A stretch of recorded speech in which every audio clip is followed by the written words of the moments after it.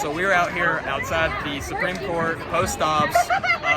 They just dropped Dobbs, overturned Roe v. Wade. Very epic time in America today. We're out here talking to people on both sides who are very heated, very passionate. Some of them have been pretty cool. We've got some more people to talk to, but yeah, it's very, very passionate time out here right now, and I am praying for my own safety, so God bless us. But we'll see what happens. So, how do you pronounce the bottom word? I'm sorry. Gilead. Welcome to Gilead. So, maybe I've been living under a rock and I'm just lost. What is this a reference to?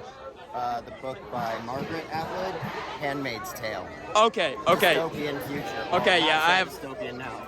I've heard about it. I haven't really read it.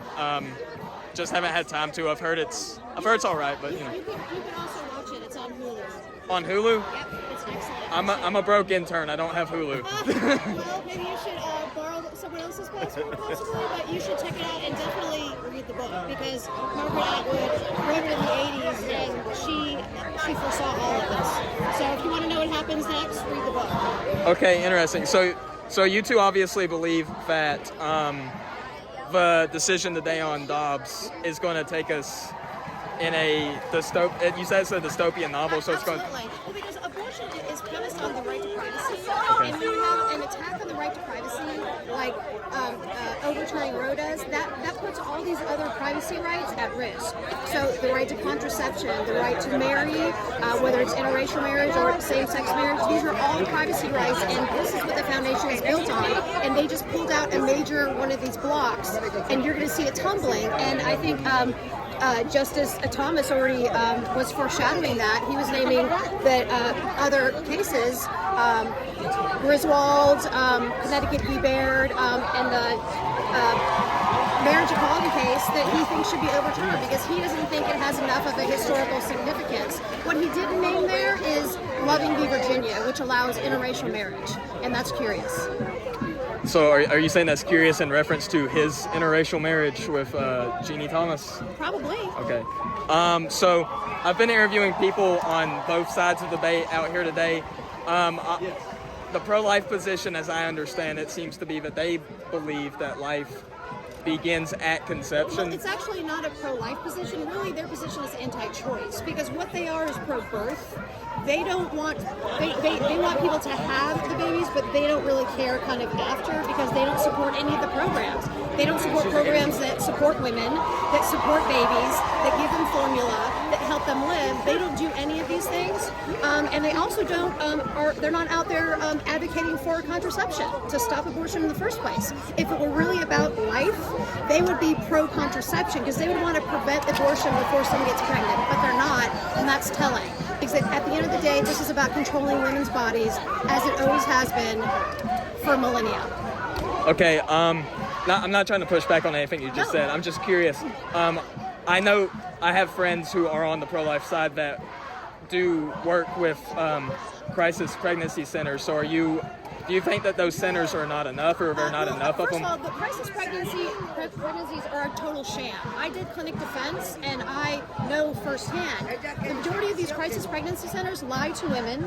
They hide information, and they try to stop them from accessing abortion. So it's not crisis pregnancy.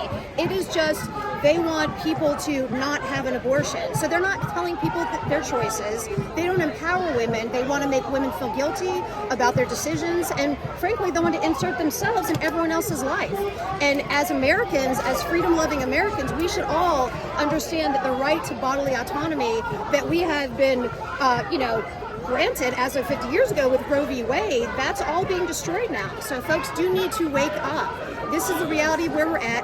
You have to look at the precedent, and you have to look at the right to privacy. That's what it is based on, and that's what they're attacking.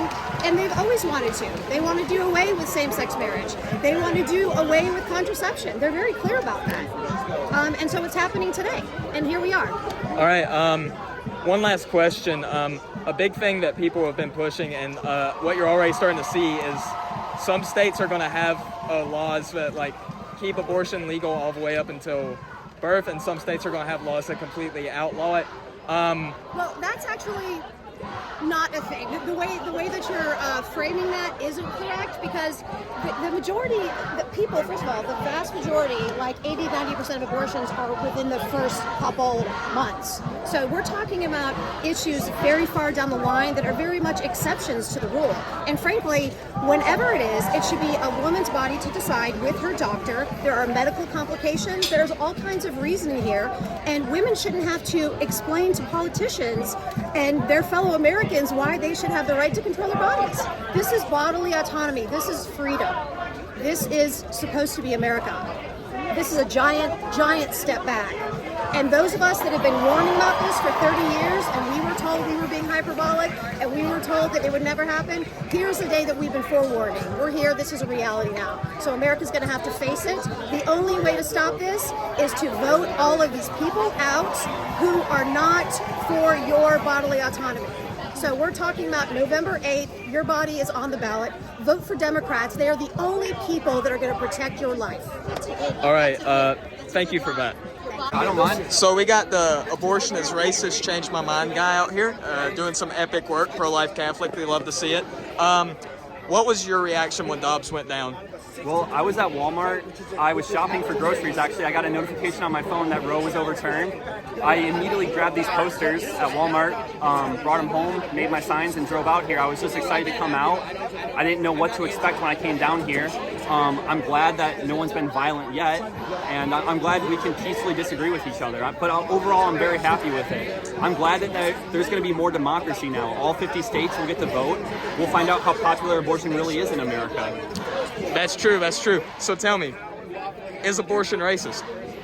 Yes, abortion is racist. African Americans are aborted at a higher rate than other ethnicities, and I think that's wrong. I want more Black Americans to be born. I want more of every kind of American to be born. All right, that sounds good.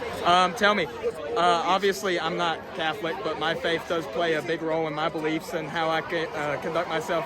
How is your Catholic faith kind of influenced what you're doing out here and where you came? Yeah, I grew up Catholic my whole life. It's something I really appreciate and like, and as I've gotten older, I've grown to appreciate it even more. To me, being Catholic is about following the truth, and the truth is abortion always ends in the murder of an innocent human, and that's something that I want to stop. That sounds great, man. Yeah. All right, thank you so much. They just had a chant that they don't need my tiny hands anywhere near their underpants. Quite frankly, my hands aren't tiny, and I don't want to be anywhere near any of these people's underpants. So that doesn't really apply to me, but you know what? Have fun with it anyway. Y'all say what you want. So at almost every protest I've ever been at, there's always been somebody with a bucket or a drum, and I've always wanted to ask, like, I kind of get it because you're trying to set a cadence, but also what exactly is the purpose of beating a drum or a bucket? Add a bit more beat, beat to the chants, help keep them on beat. Also drown out counter-protesters, be aggravating to them, then leave. Okay, interesting. I've never really thought of the bucket as aggravating, the person. Or I was staying private counter-protester, and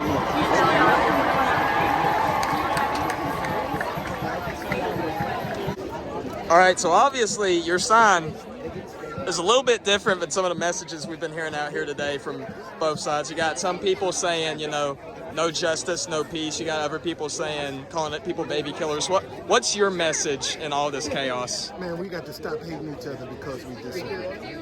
We got to stop talking at each other with the hatred, the division, and the animosity, and start talking to each other with some love and some compassion.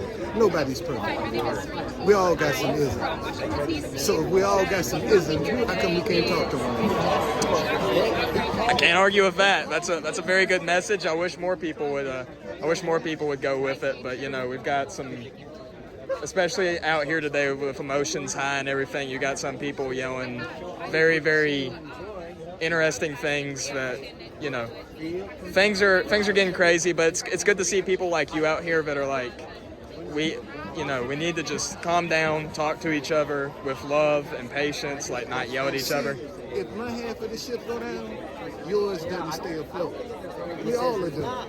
And the rich got all the light bulbs. And we fighting each other like cats and dogs on a sinking ship. Something's wrong with that. Yeah, I agree, man. Thank you so much for your time. Thanks for what you're doing out here. God bless you, man. How do you feel about everything going on today? I agree. All right, we've got Young Americans for Freedom, Young Americans Foundation, one of my favorite organizations. Well, now we're shouting shame, but we'll try and do this anyway. So, first off, I saw y'all walking through the alley behind my apartment, which even I'm not brave enough to do, so kudos to y'all. But what brought y'all out here today? Yeah, so we're a conservative student outreach organization. We've obviously been fighting to help overturn Roe v. Wade for decades, really changing people's hearts and minds on the issue of abortion. So as soon as we heard the news, we ran down here. We knew that we had to be here to celebrate in person, that so many unborn lives are going to be saved. Awesome. So, I think it's about maybe 20 to 30 states have pro-life trigger laws that will go into effect, and we've even heard recently Governor Youngkin in Virginia announcing that he's going to explore a 15-week ban option. What, if anything, is YAF going to do to help in this fight going forward in the individual states? Yeah, definitely. So we're going to ramp up our efforts, obviously educating students on these high school and college campuses. We're going to be bringing more speakers than ever, like Ben Shapiro, Mike Pence, Lila Rose, those really strong pro-life leaders to educate people, change people's hearts and minds. We're going to be continuing to host activism projects like our pro-life timeline, asking people when do they think life begins, and really challenging them on their preconceived notions of abortion, really doing everything we can to influence people and realize that life does begin at conception and we should be protecting the unborn. Awesome. Thank you so much. We have Bob Dylan Jr. on the guitar over here.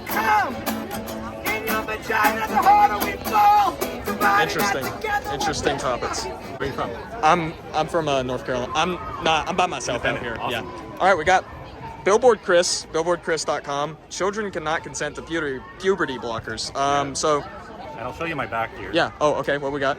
Dad, a human male who protects kids from gender ideology. All right. Pretty cool. Now, I agree with that. However, what's the purpose of coming out here during the abortion debate with a sign like this? Honestly, I just happened to be in town. Okay. I'm heading up to New York actually for the weekend. I was going to be up there today. But I like to go wherever there's a lot of people because my whole goal is to get as many conversations started as possible, to have as many conversations myself as possible. So wherever I can get eyeballs on this message, that's what I'm going to do. I respect it. Did you watch Was a Woman? I've seen about half of it. Okay. Wonderful. Now, I've had about 6,000 or 7,000 of these conversations out on the street, so it's not new to me. Fair enough. Otherwise, I would have watched the whole thing yet. I just haven't had time. I'm extremely busy, but yeah, it's phenomenal. What Matt Walsh did was just ask questions, which is always the best tactic with people who are kind of aggressive or hostile on this issue. You just ask questions to get them thinking and to maybe explain their own position. And what he did was he revealed that these people have no answers for even the most basic question. A gender and sexualities expert at the University of Tennessee can't even answer the question, what is a woman? And he calls it offensive to even ask. All right, yeah, I definitely agree. Thank you so much. My pleasure. This is the guy I talked to earlier, and another gentleman who I want to ask questions to. Sir, can I ask you some questions?